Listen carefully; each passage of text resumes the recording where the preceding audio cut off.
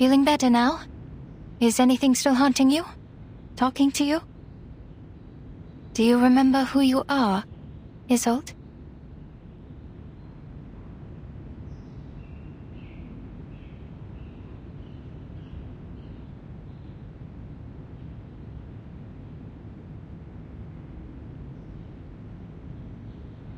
Oh, yes, Doctor. I see it now. That fire. The fire that devoured everything. How could I ever forget? The raging fire consumed everything, including Theophil. He was screaming. His mind was already gone before he ignited it all. How could you ignore everything with such disregard? Who allowed him to forget with such disregard? Well, I remember it all. I am from a noble family. I need to be a qualified Ditterstorf. An outstanding arcanist. A first-rate opera singer, a good sister, and a good daughter. Never forget my manners, never forget the family. But he got away with it. If Theophil was truly a man of courage, he should have joined the army, or fought a duel with someone. That would have made his death more honorable. Yet, he chose to die this way, after a life of debauchery.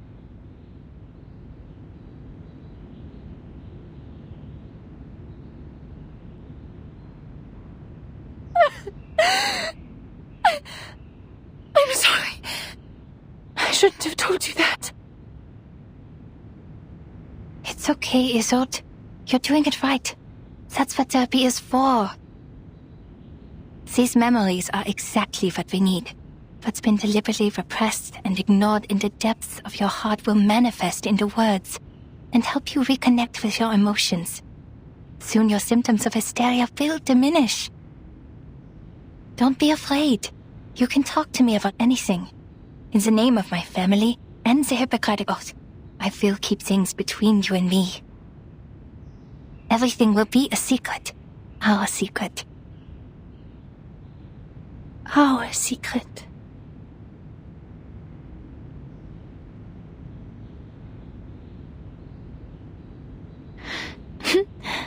Klingt wunderbar.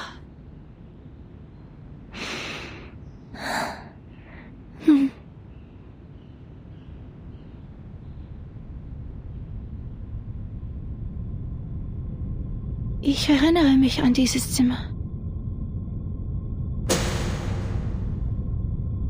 Das Zimmer war übermäßig hell.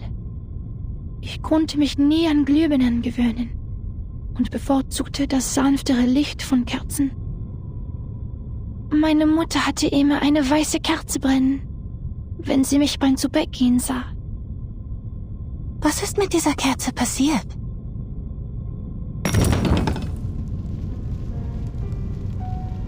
Jemand hat sie umgeworfen. Das freche Balg. Mein dunkelhaariger Bruder. Er zündete die Kerze an, setzte das Zimmer in Brand und verbrannte all seine Gemälde. Er rannte zu mir. Sein Körper brannte. In seiner Hand war eine Waffe. Ich sagte Theophil einmal, er sei kein Genie wie Weininger. Sich eine Kugel zu geben, werde ihn nicht berühmt machen. Nur ein Debüt hinterlässt Eindruck. Die folgenden Shows sind langweilige Wiederholungen. Er lachte. In der Tat, zu viele haben sich für Ruhm erschossen. Nur durch leidenschaftliches Feuer würde die Welt sich an mich erinnern.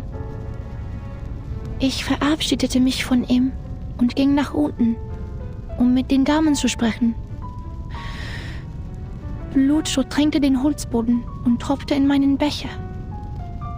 Tropf, Tropf, Tropf.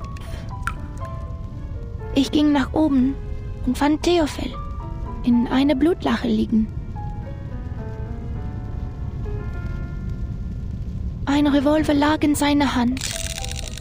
Ah, wie sein Zylinder wie Musik klickte. Ich hob mein Kleid an, damit das Feuer wie Wasser herabbrüllen konnte. Ich lehnte mich über das Loch an seiner linken Schläfe und sagte: Theophil, wo ist dein Feuer? Theophil setzte sich auf und sagte: Isolde, wo ist deine Waffe? Ihre Waffe? Meine Waffe?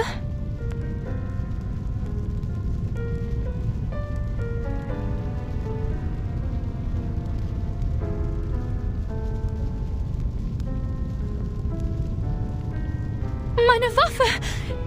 Ich erinnere mich jetzt. Ich hielt die Waffe die ganze Zeit. Theophil stand im Arbeitszimmer. Die Flammen umhüllten den Balken, die Decke, alles. Was?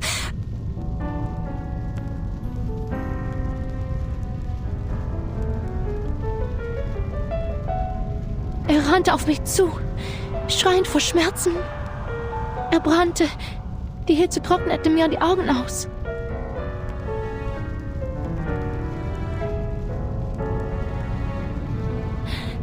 Er stand in Flammen und rannte auf mich zu.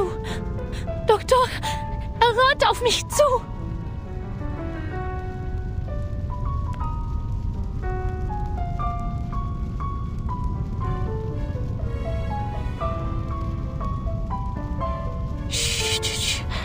Tief einatmen. Ganz langsam ausatmen. Es ist alles in Ordnung, Isolde. Ich bin hier bei Ihnen. Sie sind sicher.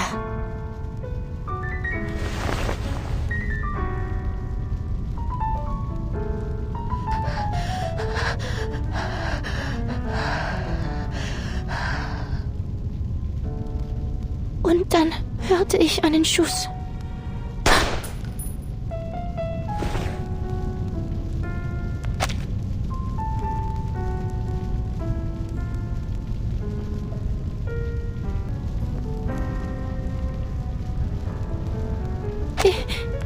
Ich kann mich nicht erinnern. Der Abzug war schwer zu ziehen. Nach dem Schuss ist es mir aus der Hand gerutscht.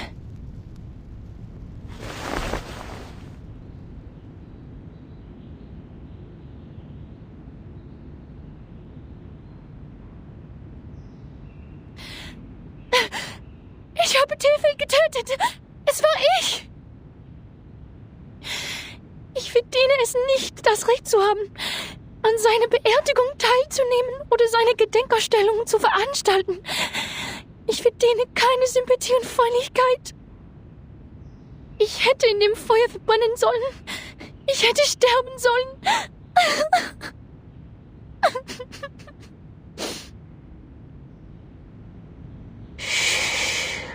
Alles ist gut.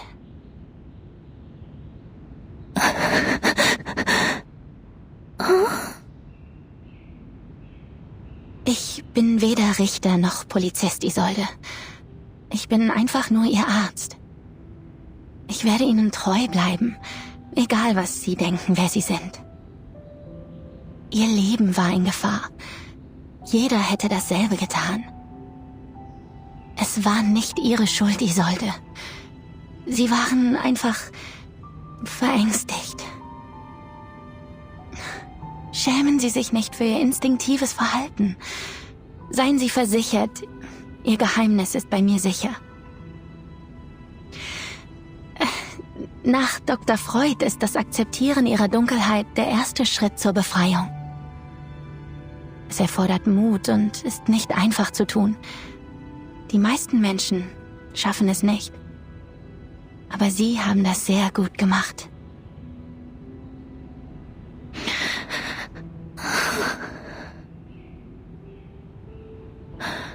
Habe ich eine gute Arbeit geleistet? Ja, eine ausgezeichnete Arbeit. Doktor!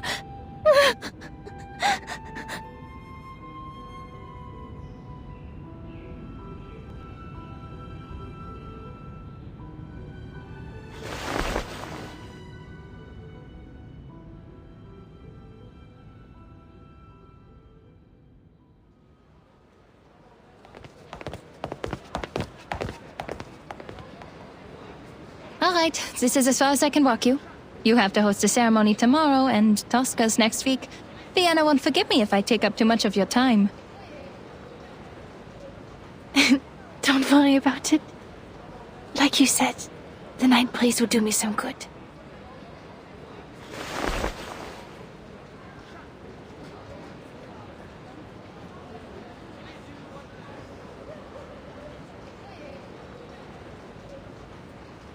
I heard from Heinrich that you're trying new things.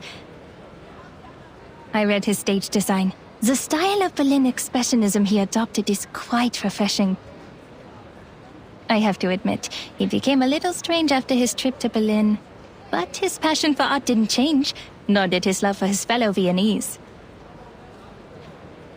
I appreciate his hard work as well. But sadly, the Vienna Court Opera didn't approve our performance application. So we turned to the Wiener Volksoper. Well, I'm not surprised. Understand that Mr. Mahler is the artistic director of the Vienna Court Opera, and even he could not bring Salome to the stage. Those boring, stale old-timers will never approve of new forms of art. They always expect something predictable and unvarying. The same old pieces and settings.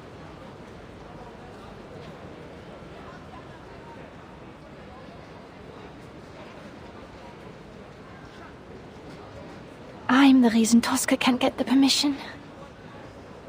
Because I, the star, am a medium. A maniacal arcanist. Oh no, that's not it. In Vienna, the great composers, conductors, and performers, almost all of them have been arcanists. Wiping out the unique talents of arcanists and their artistic contributions would be like setting fire to the cultural tapestry of Viennese society. Oh, sorry, a flood. A flood is better.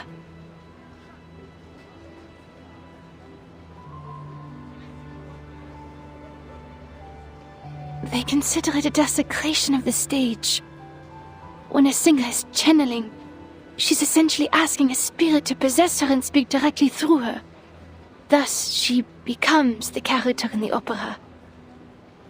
People will question the authenticity of the voice. Is it still the singer's own voice? Or is it a fraud? No, Isolde. They think that because they know nothing about performance. Not even the slightest thing. The nature of the stage is to be someone else. If they're so intent on the presentation of the true self, the mares in my clinic would like a word with them. It is an actor's job to become another person. On stage, in a fictional world, they briefly trick our eyes into thinking it's real. And to achieve that, we rehearse rigorously through sweat and pain. We take care of the music, the costumes, the settings, the lights. Your gift helps you do this better than others. That's all. But I use the arcane skills of the Dittersdorf family. I couldn't have done these things without them. What if an arcanist's talent for art is also a curse? Maybe I'm just a fraud, Doctor. I'm propped up by my illness, and once it's cured, my talent will be gone with it.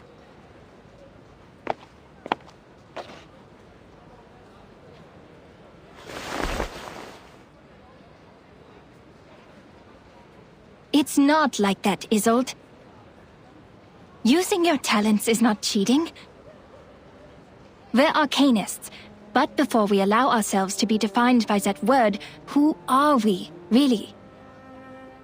If an arcanist grew up on a lonely island, she wouldn't see herself as an arcanist, but as a person like you, like me, like everyone. Doctor.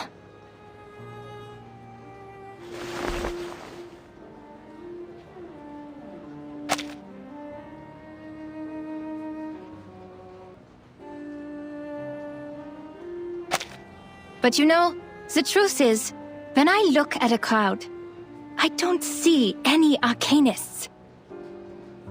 All I see is our people, with different talents, trapped in life, their selfhoods ground smooth until they're indistinguishable from the crowd.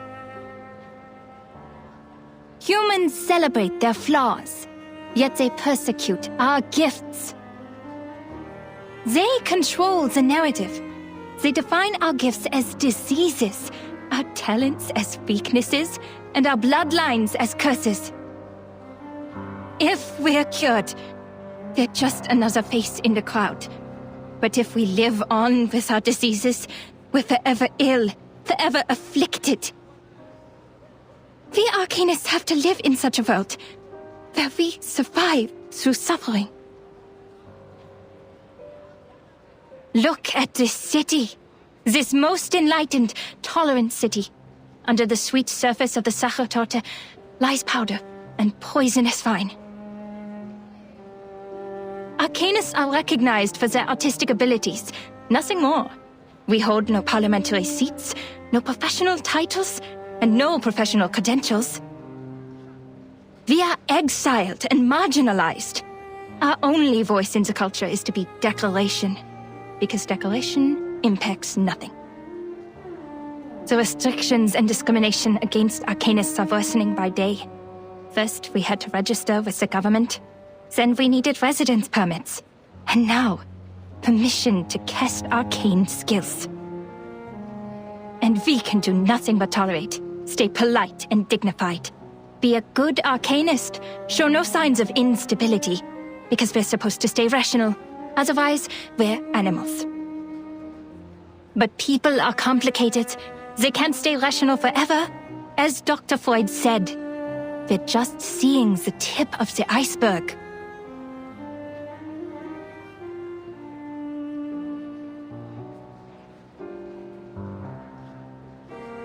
You might be sick.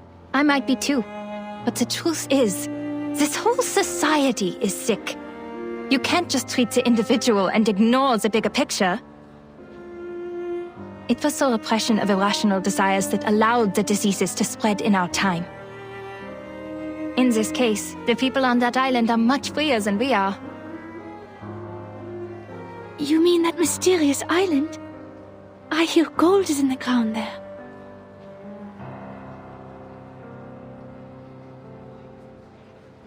Remember the lady from the Foundation? Yes. Why? She said the Arcanists on that island are not lunatics, and they're living a life free of restrictions. Doesn't that sound great? If we could form our own society, like those artistic associations, and have control over our own production and labor. This must have been some kind of enlightenment. I can almost see it. They'll show us another way of life, a kingdom free of oppression. To help them is to help ourselves. And that's also what your exhibit is about. Me? No, I'm not as great a person as you. But you are working for a great cause.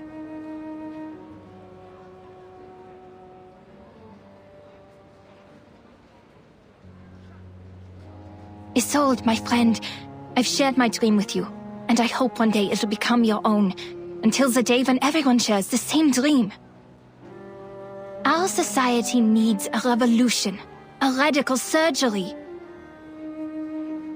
We urgently need a new vision to reunite us at the dawn of the new century. Like the secession in art history, we need a secession of Arcanum to distinguish us from hysterical lunatics, street peddlers, and con artists. We need a new dream, a new saga. We need to reinvent ourselves and become a new people. No more repression, only the full embrace of our primal desires.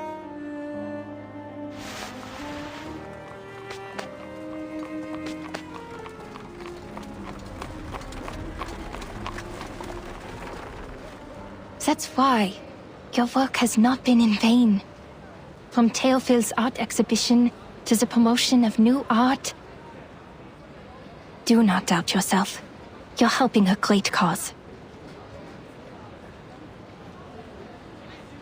Thank you, Doctor. This is the first time anyone said that to me.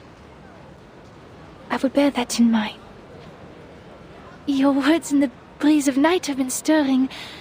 Can you walk with me a little longer? I'd like to hear more things about the cessation you mentioned, so that I can prepare my speech for tomorrow's ceremony. Yes, it is my pleasure. Would you like a walk to the Wiener Volksoper? I think they put up new posters.